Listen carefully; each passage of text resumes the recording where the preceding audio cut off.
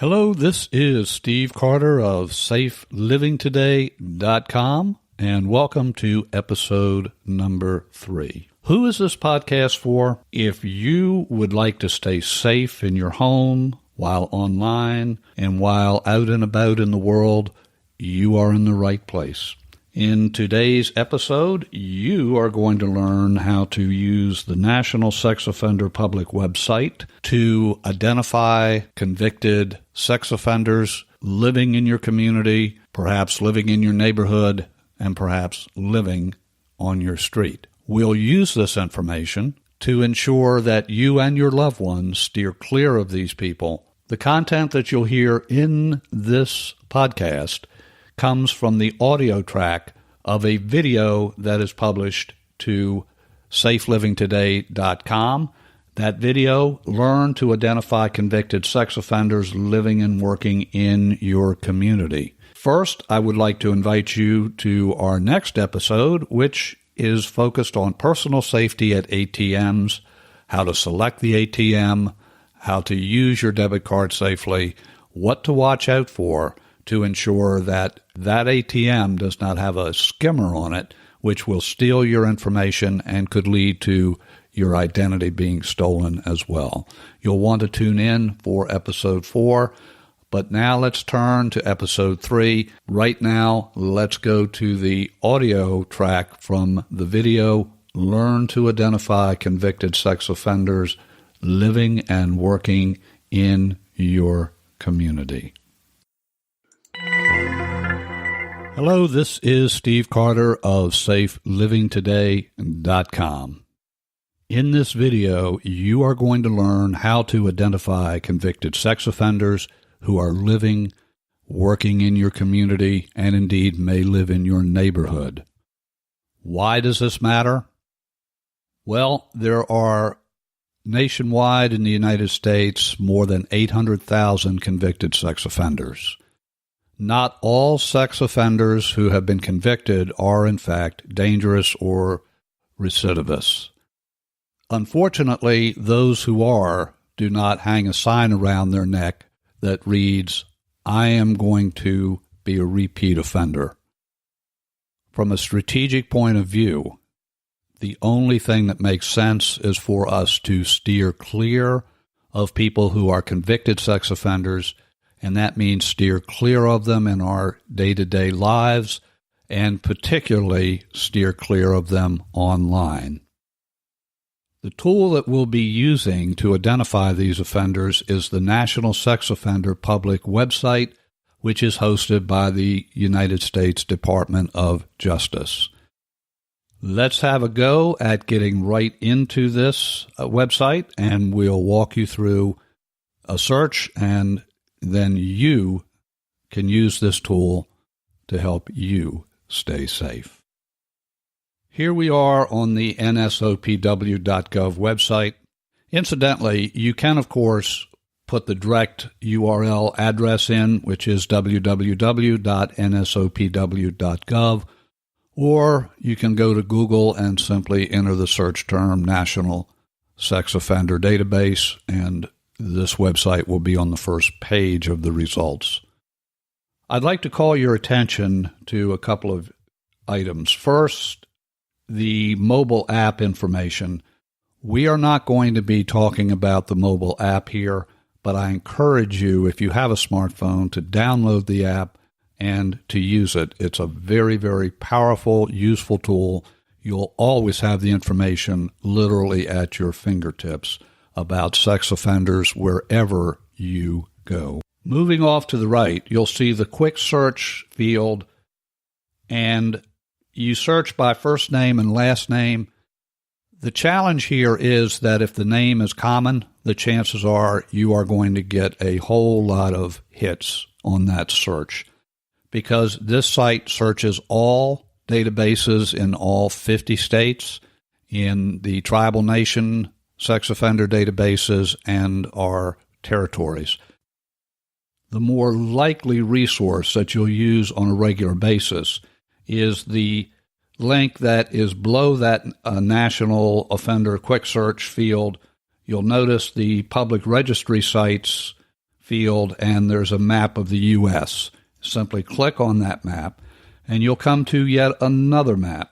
And here you'll select the state where you're living, where you're going to school, where you're traveling. And then I will simply select Maryland because that's where I happen to be. And you'll notice up in the upper right, the state results are coming up, and there's a link to the Maryland database. So I simply click on that link, and here I am at the Maryland Comprehensive Registered Sex Offender website. For your state, this page will be different. It'll be unique for your state or your tribe or your territory, but they will all work about the same. I want to get right to the search, so I hit the I have read, and then I want to search the registry. There will be a disclaimer that comes up, and I simply click through that. And here we are at the Public Safety and Correctional Services database search page. So you'll notice I can search by a particular address, and I can determine a radius of information for sex offenders from a quarter mile away from that address, a half, all the way up to 5 miles. I can search information for an entire county. I can go to a zip code. I can search by name of a particular individual. Higher education refers to schools, colleges, universities, and so forth. So let's just put in a zip code here.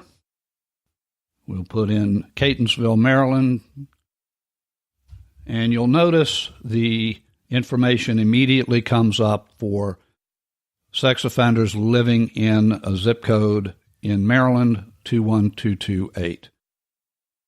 You will see this information blurred out on the individuals in this video, but when you're actually on the site, you will see all of the information, such as a photograph, their home address, where they're working, dates of birth, and all kinds of other information, including the type of offense that they committed. If I scroll all the way down on this page, you'll notice that in this zip code alone, there are 78 convicted sex offenders. If I want information about a specific sex offender, I can hit View Details.